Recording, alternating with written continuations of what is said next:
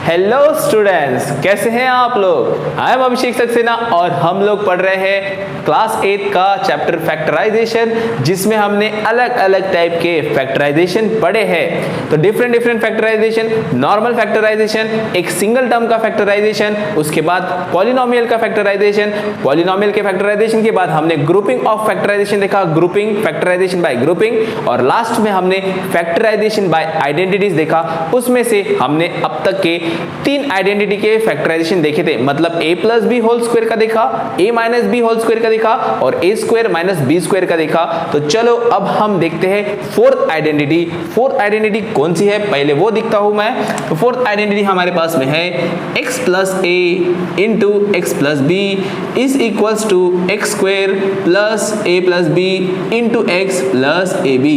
तो बच्चों ये थोड़ी सी डिफिकल्ट है, डिफिकल्ट बोलने से अच्छा मैं कहूंगा थोड़ी सी कॉम्प्लिकेटेड। बच्चों डिफिकल्ट दुनिया में कुछ नहीं होता, अगर आप और मैं मिल जाए तो दुनिया में हम कोई भी क्वेश्चन सॉल्व कर देंगे। बच्चों आप भी कोई भी क्वेश्चन सॉल्व कर सकते हो, क्योंकि मैं हूं आपके साथ और मैं हूं, बस आपकी साथ की जरूरत है। आपका साथ मुझे कैसे मिलेगा, चैनल को सब्सक्राइब करके, चैनल को लाइक करके और वीडियोस को शेयर करके। बच्चों तो चलो हम इस क्वेश्चन को सॉल्व करने की कोशिश कैसे करते हैं। हम इस क्वेश्चन को सॉल्व, लास्ट टाइम मैंने आपसे कहा था कि अगर हमारे फैक्टराइज क्वेश्चन में, देखो क्वेश्चन कैसा पूछा जाएगा, फैक्टराइज ऐसा लिखा होगा, फैक्टराइज कि हमें इसके फैक्टर निकालने हैं, और यहाँ पर स्क्वायर है, बीच में पावर स्क्वायर है और 3 टर्म है। तो मैंने बोला था 3 टर्म हो, अगर 3 टर्म हो तो हम कौन सी आइडेंटिटी यूज करते, a plus b whole square वाली।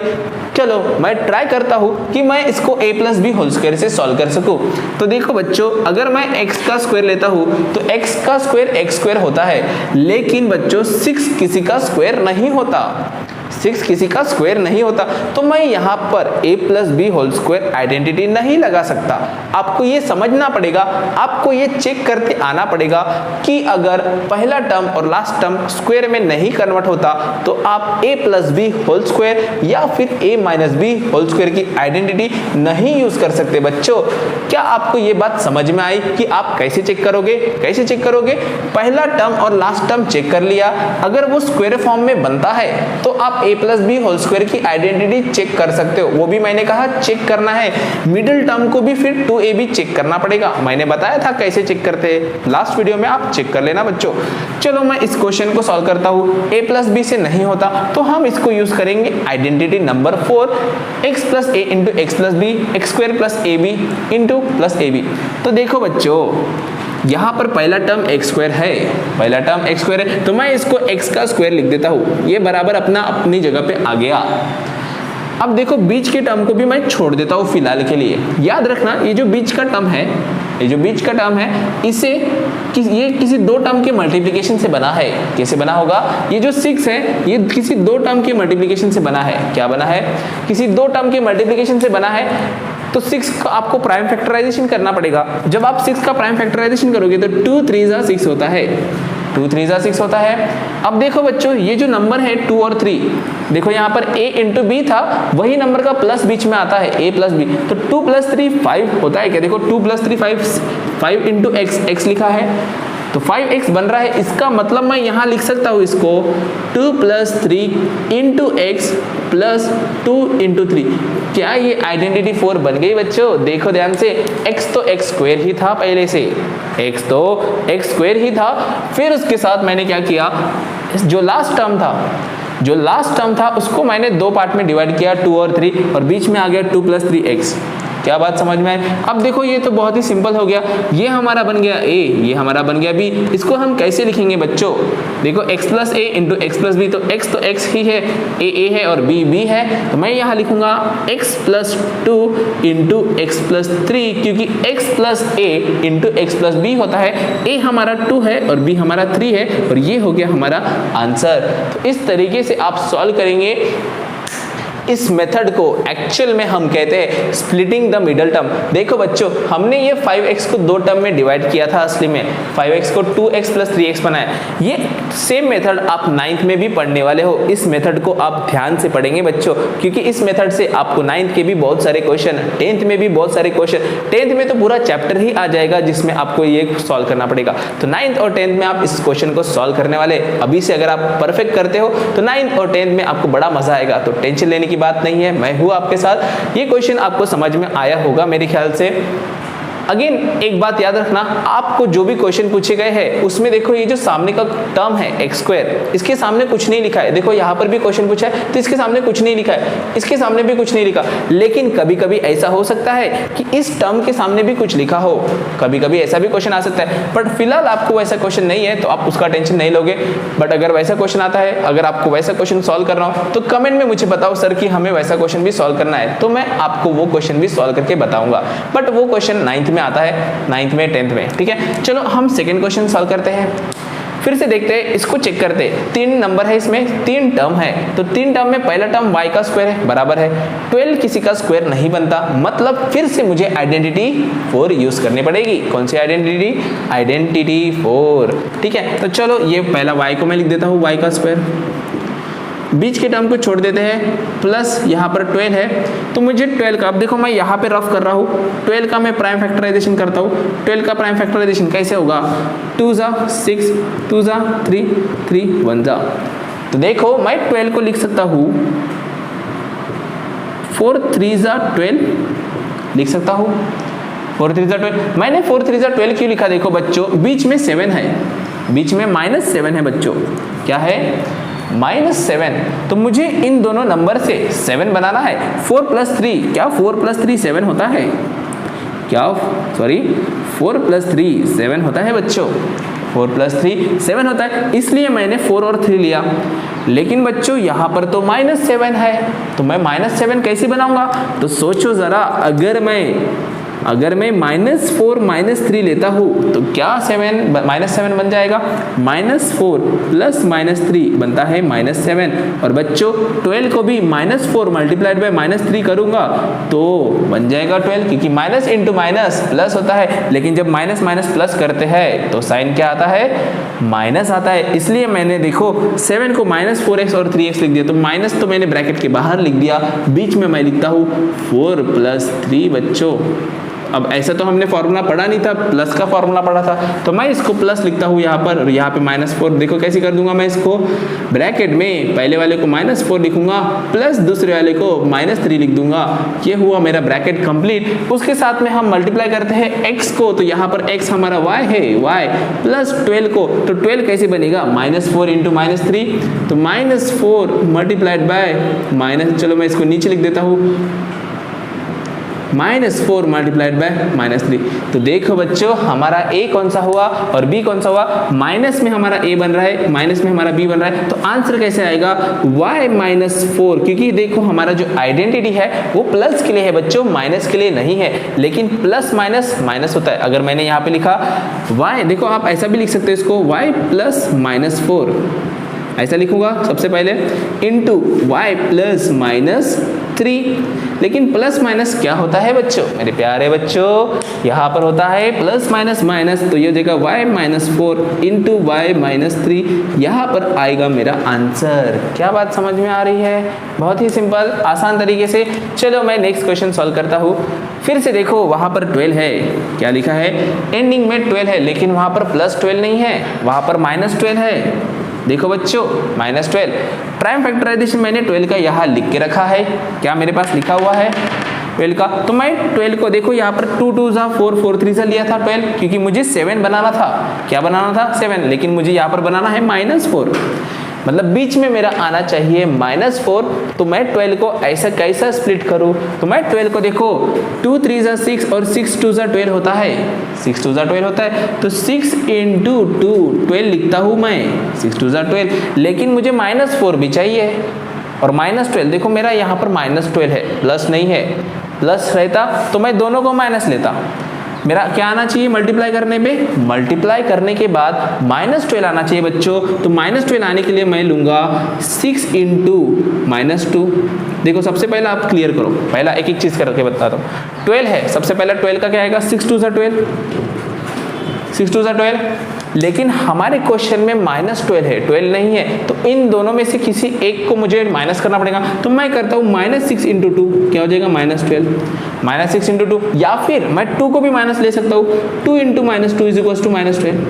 क्या बात समझ में? लेकिन देखो बच्चों, अगर मैंने 6 -2 लिया तो 4 कैसे, देखो 4 कैसे, अगर मैंने 6 और 2 लिया, सिर्फ मैंने 6 और 2 लिया तो 6 + 2 8 आ जाएगा। अगर मैंने 6 और 2 लिया होता तो 6 + 2 8 आ जाता। अगर मैंने -6 + 2 लिया होता तो ये हो जाता -4, और अगर मैंने 6 और -2 लिया तो 6 - 2 आ जाएगा 4। लेकिन हमें इनमें से कौन सा चाहिए, हमें बीच में चाहिए -4, तो मैं ये वाला चूज करूंगा। क्या बात समझ में आ रही है? पहले मैंने क्या किया, 12 को स्प्लिट किया 2 पार्ट में, 6 2 12, उसके बाद मुझे माइनस चाहिए था, तो ये तो मेरा गलत हो जाएगा क्योंकि इसमें मुझे माइनस नहीं मिलता। तो मैं इन दोनों में से या तो मैं 6 को माइनस लगाऊंगा या तो मैं 2 को माइनस लगाऊंगा।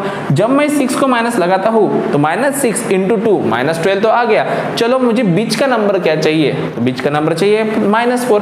तो बीच के नंबर के लिए मुझे प्लस करना पड़ता है, तो -6 + 2 -4, तो ये मेरा बीच का आंसर आ जाएगा। तो चलो मैं यहाँ लिखता हूँ z² प्लस यहाँ पर आएगा ब्रैकेट में -6z -6 + 2 इंटू z, और लास्ट में आएगा प्लस के बाद मल्टीप्लाई किसका आएगा, -6 × 2।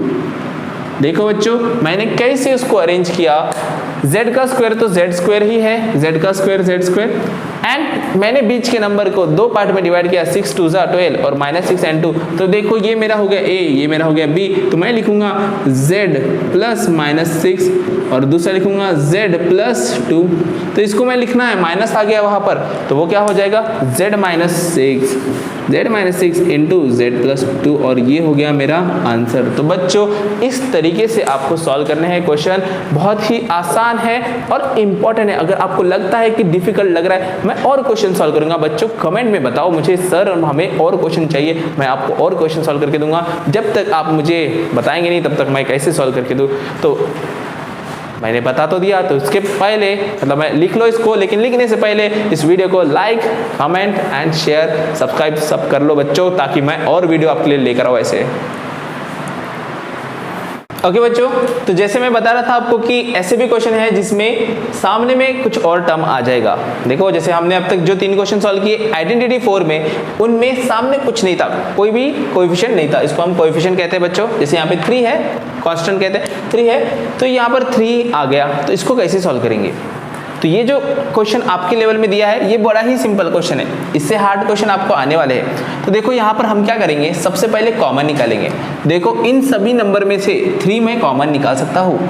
देखो 3, यहाँ पे भी 9 है, यहाँ पे 6 है, क्या मैं इन सब में से 3 कॉमन निकाल सकता हूँ? तो मैं सबसे पहले 3 कॉमन निकालूंगा, मेरे पास बच जाएगा m² प्लस, देखो 3 3 × 9 होता है, तो यहाँ बचेगा 3m प्लस बीच में बचेगा 2।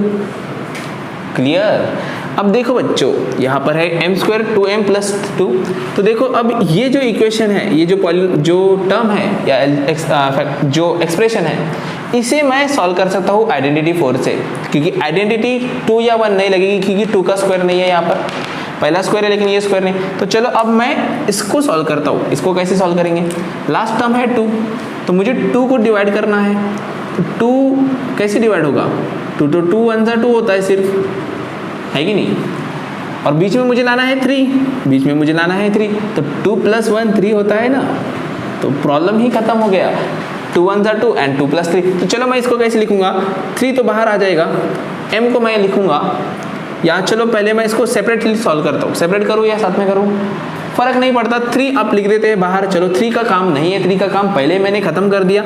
अब बचेगा m²। अब देखो m² है तो इसको मैं लिखता हूँ m², क्लियर, प्लस बीच वाला जो टर्म होता है, देखो a + b आना चाहिए, तो मेरा a हो गया 2 और 1, मैं यहाँ लिखता हूँ 2 + 1 इंटू x, x क्या है हमारा, x है हमारा m, यहाँ पर m प्लस 2, 2 1 × 2। देखो तो यहाँ पर ये हो गया मेरा x, ये हो गया मेरा a, ये हो गया मेरा b, तो मैं क्या लिखूंगा 3 तो पहले बाहर था इंटू इसके अंदर x plus a into x plus b, तो x प्लस 2 इंटू b है हमारा 1, तो x प्लस 1, तो हमारे फैक्टर हो जाएंगे 3 into x plus 2 into x plus 1। बच्चों इस तरीके से हमारा आंसर आ जाएगा। तो देखो क्या डिफरेंट था, सिर्फ सामने एक टर्म एक्स्ट्रा था, इसकी वजह से मुझे कॉमन निकालना पड़ा। बात क्लियर है? इससे भी एडवांस क्वेश्चन आते हैं जिसमें ये कॉमन नहीं निकलता, उन क्वेश्चन वैसे भी क्वेश्चन आपको अगर सॉल्व करना है तो मुझे कमेंट में बताओ। मैंने कहा था कि अगर वैसे क्वेश्चन है तो मुझे कमेंट में बताओ, आपने कोई एक्स्ट्रा क्वेश्चन सॉल्व किए होंगे, दूसरी बुक से सॉल्व करे होंगे, कोई डिफिकल्टी हो तो मुझे कमेंट में बताओ, ठीक है। अब चलो ये तो हो गया हमारा आइडेंटिटी 4। अब हम एक्सरसाइज के कुछ क्वेश्चन की बात करते हैं। एक्सरसाइज 14.2 का फोर्थ क्वेश्चन, जिसका सेकंड क्वेश्चन मतलब फोर्थ क्वेश्चन एक्चुअली हमारे थर्ड आइडेंटिटी से है, और मैंने a टू द पावर 4 वाले क्वेश्चन कैसे सॉल्व करना है ये भी बताया था, लेकिन कुछ बच्चों ने कहा कि सर ये डिफिकल्ट पड़ रहा है, तो आप बता देंगे तो अच्छा होगा। तो मैं चलो इस क्वेश्चन को सॉल्व करके बताता हूँ। तो p टू द पावर 4 है बच्चों, जब भी पावर 4 आएगा तो मैंने आपको क्या कहा था, 2 का पावर 2 दे देंगे। तो इसको मैं क्या बनाऊंगा, देखो बच्चों p का पावर 4 है तो ये बन जाएगा p का पावर 2 इसका पावर 2, p का पावर 2 इसका पावर 2 माइनस 81 है बच्चों। तो 81 का मैं प्राइम फैक्टराइजेशन करता हूँ साइड में, तो 81 का प्राइम फैक्टराइजेशन करता हूँ, 3 जा 27, 3 जा 9, 3 जा 3, 3 जा 1, तो ये 3 का पावर 4 बनता है। क्या बनता है? 3 का पावर 4। तो बच्चों 3 का पावर 4 बनता है, या फिर मैं इसको बोलता हूँ 9 का स्क्वायर बनता है, 81 9 का स्क्वायर बनता है, 81 9 का स्क्वायर, 9 9 से 81। तो देखो बच्चों अगर आप ध्यान से देखेंगे तो ये a स्क्वायर बन गया माइनस बी स्क्वायर, और ये हमारी तीसरी आइडेंटिटी है, इसका आंसर बनता है a plus b into a minus b. तो हमारा a हो जाएगा p स्क्वायर और 9 हो जाएगा b।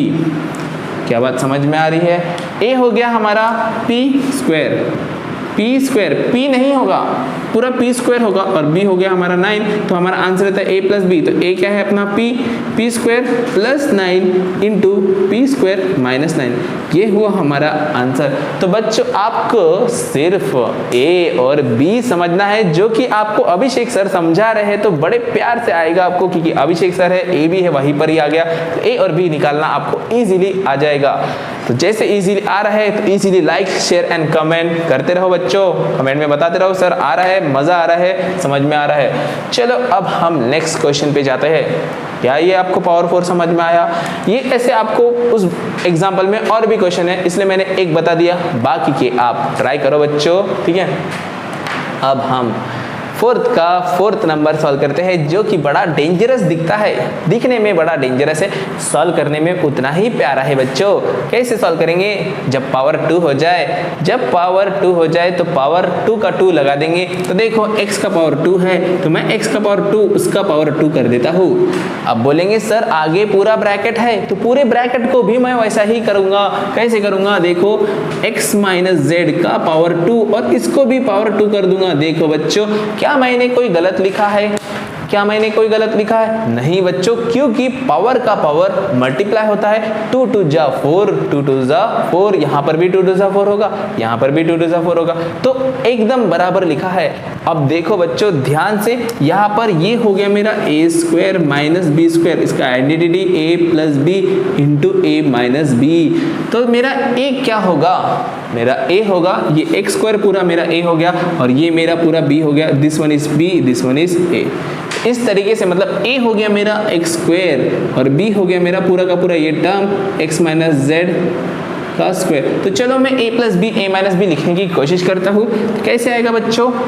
a है मेरा x स्क्वायर, याद रखो x नहीं है बच्चों, क्योंकि पावर का पावर था, x स्क्वायर का स्क्वायर था, x स्क्वायर नहीं था, सिर्फ x स्क्वायर होता तो हम a x लेते, लेकिन यहाँ पर x स्क्वायर का स्क्वायर है, इसलिए मैं a लूंगा x स्क्वायर। तो मैं x स्क्वायर a हो गया, x स्क्वायर प्लस b लेना है b, तो b क्या होगा? सॉरी b क्या होगा? b हो गया हमारा x माइनस जेड का स्क्वायर, तो यहाँ पर आएगा x माइनस जेड का स्क्वायर। ये हुआ मेरा पहला ब्रैकेट।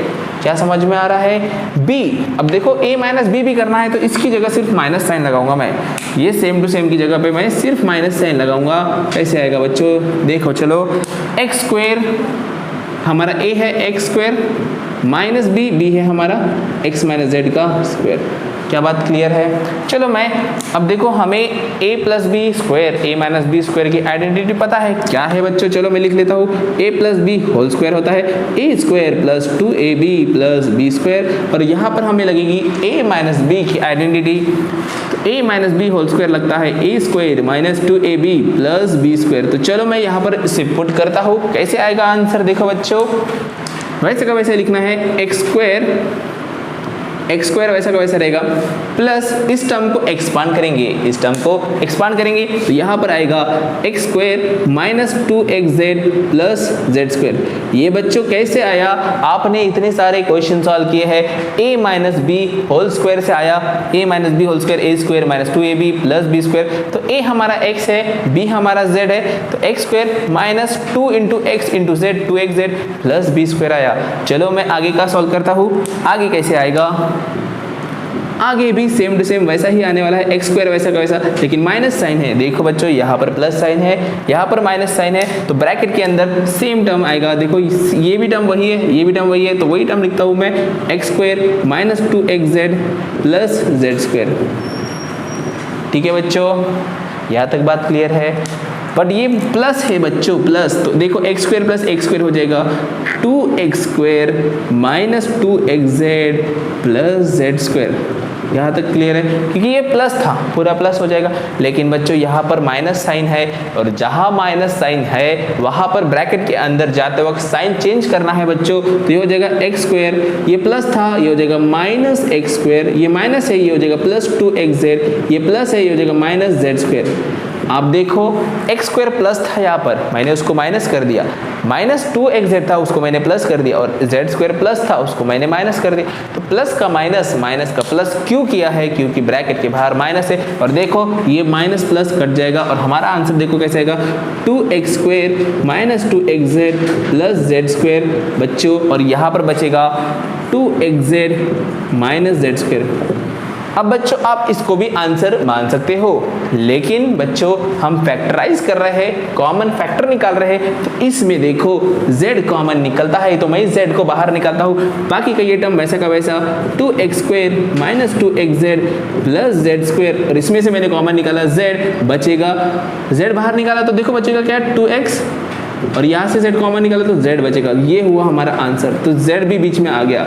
क्या बात समझ में आई? इस तरीके से आपको और भी क्वेश्चन सॉल्व करना है। क्वेश्चन नंबर 4 बड़ा ही प्यारा इस तरीके से आप सॉल्व करेंगे, और क्वेश्चन नंबर जो 5 है, क्वेश्चन नंबर 5 आइडेंटिटी 4 पर है, तो वो भी हमने आइडेंटिटी 4 के 4 क्वेश्चन सॉल्व किए, तो मेरे ख्याल से आपको आइडेंटिटी 4 के भी क्वेश्चन सॉल्व करना आएगा। तो बच्चों आप इसको अच्छे से नोट कर लेंगे, नोट करते करते लाइक भी करते चलो, शेयर भी करते चलो, आपके सारे फ्रेंड्स फैमिली सबके साथ शेयर करेंगे, तभी तो मैं भी फेमस होगा, मुझे लाइक्स मिलेंगे, मुझे सब्सक्राइब मिलेंगे, तो मुझे अच्छा फील होगा, और मैं इतने ही एनर्जी से आपके लिए वीडियो डालते रहूंगा बच्चों। तो क्या कर देंगे आप, शेयर, सब्सक्राइब एंड लाइक। ठीक है बच्चों, तो इसको आप अच्छे से नोट कर लेना बच्चों, कोई भी डिफिकल्टी, कोई भी परेशानी तो कमेंट में मुझे बता देना। ठीक है बच्चों, तो नेक्स्ट एक्सरसाइज या नेक्स्ट जो हमारा टॉपिक है, अगला टॉपिक हम अगले वीडियो में डिस्कस करते हैं।